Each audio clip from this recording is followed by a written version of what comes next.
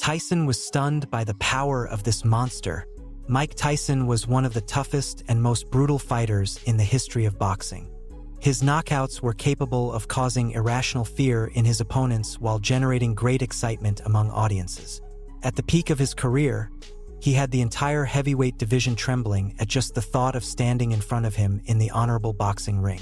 But what very few know is that there was an opponent who was as respected and feared as Iron Mike himself.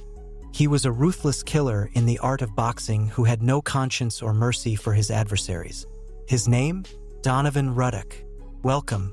In today's video, I invite you to join me on a journey into the past and witness the great night in the golden history of boxing where Mike Tyson faced off against a Donovan Ruddock who made him doubt his performance for the first time in a long while.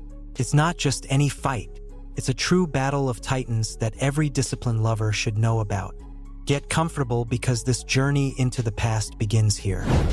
The year was 1991 when on March 18th, Mike Tyson stepped into the ring at the Mirage Hotel and Casino in Las Vegas, Nevada, to face his destiny and fight to be the last man standing against Donovan Ruddock. Tyson entered the fight as the #1 heavyweight contender by the World Boxing Council, the World Boxing Association, and the International Boxing Federation. But Ruddock wasn't far behind. These prestigious organizations categorized him as the #2 heavyweight contender. Representing Toronto, Ontario, Canada, Ruddock's professional record stood at 25 victories, 18 of them by knockout, having been defeated only once before and adding a controversial draw. Intimidating, you might think. However, Tyson's 39 victories, 35 of them by knockout, and only one previous defeat still made him, at least statistically, the great rival to beat. Ruddock entered the ring with great confidence. He even bought into the story of being the only fighter on earth capable of defeating Tyson during his prime years. Under this premise, and with Richard Steele accompanying them inside the ring, both fighters went into battle. Tyson's left broke the ice, and his offense quickly became aggressive. Ruddock tried to sneak in some combinations through his guard, but without much success. Early in the fight, clinches began as a sign of inability to face with fists what fate had put in front of Ruddock. He's ready for it. He threw his bomb. Oh, a right! The button. Another solid right. Oh, that was... It's done something. It stopped Iron Mike. Oh, what a right hand by... Against a Mike Tyson landing hard punches left and right, Ruddock's aggressiveness seemed to take a while to make itself felt. A blow after the closing bell of the round would escalate the conflict's rivalry even further. For the bell. Tyson hitting afterwards. And the bad foot. Now it would be Tyson's right that would open the second episode. And after a couple of seconds and just a couple more punches, Ruddock would test how comfortable the canvas was as he fell sitting down heavily upon it.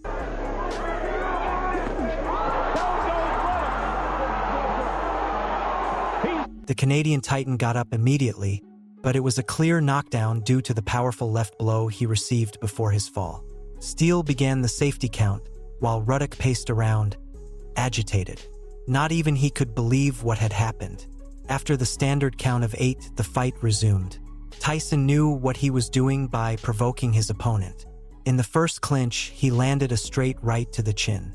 Confident in his abilities, he wanted to generate close-range exchanges to further open his window of opportunity for a knockout.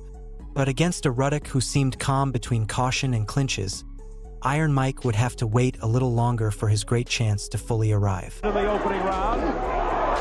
Now he's measuring Ruddock out and seems to be more... Ruddock tried to create some distance between him and Tyson by stretching out his left, but to no avail. If he was the predator, Tyson was the prey waiting behind the sights of his rifle ready to execute the perfect shot. However, to avoid getting bored, he accurately fired his fists at his target with the intention of causing harm. Clinches were becoming more frequent, but Mike found a way to sneak in a couple of his punches to continue weakening his opponent. At this point in the contest, it was clear who was in control of the fight's rhythm. For every step Tyson took forward, Ruddock took 2 back.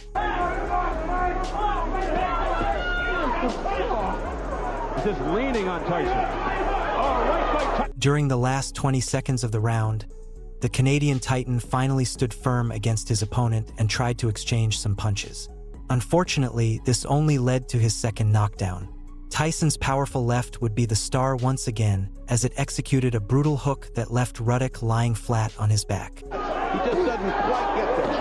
There's a left by Ruddock. A left by Tyson, and down goes Ruddock. Getting up immediately, and with the greatest of surprises imprinted on his face, Steele granted him the safety count.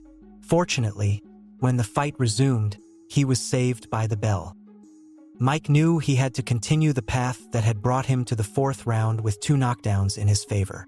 Ruddock, however, knew he had to stay as far away as possible from his opponent if he wanted to avoid finding out if the third time was the charm. Sockless, Mike Tyson having his... Fearful of starting another close exchange, Ruddock retreated as much as he could and clung to Iron Mike's body to reduce his chances of attack. Frustrating the offense of the one who had dominated him perfectly until then, the question that remained was how much longer his cowardly strategy could buy him. That body shot sounded like he hit a drum. Again, the crowd groans. Relentless attack. Oh, they hit him. Immediately after the opening bell, Ruddock retreated until he collided with the ropes. He tried to neutralize Tyson's offense with weak combinations, but his right was unable to cause significant damage, and his left couldn't keep his hunter away for long. Every blow Tyson landed on him caused havoc. He knew he had to work from the art of weakening his opponent if he wanted a moderately early victory. Even in his tragic situation, Ruddock wanted to show off by placing his left fist on Tyson's forehead, an act of provocation that disrespected his opponent, and in the noble art of boxing tends to be paid very dearly. He can question his integrity or his honesty. A flurry. Tyson with another right. He was looking for his third straight. Oh, look at We are now... With the countdown in his favor, the weak Canadian Titan was saved by the bell once again. As soon as the bell rang, Tyson charged at Ruddock like a locomotive without brakes until he made him impact against the ropes. The provocations had their effect, and now Mike's offense was just a little more tenacious. Ruddock continued trying to neutralize him, but he missed more punches than he landed. When Mike stood in front of him, it created a truly terrifying scenario. At this point, everyone began counting the seconds until the fall of the Canadian Rooster. It was a fight scheduled for 12 rounds, but the end was just around the corner. Sit ringside up close.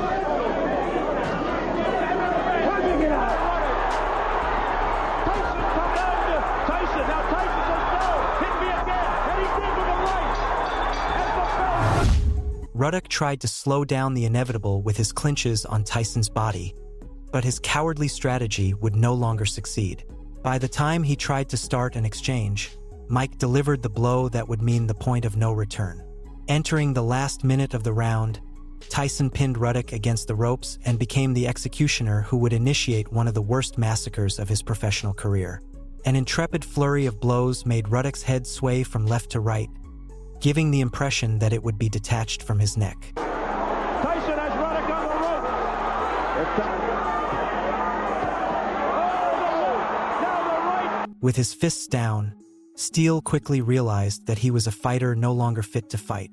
Ironically, after regaining consciousness, Ruddock seemed surprised and displeased by Steele's decision. Little did he know that he had been saved from being decapitated. Just over 3 months later, Tyson and Ruddock collided once again in the ring at the Mirage Hotel and Casino in Las Vegas, Nevada. Do you wonder what the outcome of this second encounter was? That, my friend, belongs to another chapter in the golden history of boxing. I can only spoil you with the following. These boxing titans never disappoint.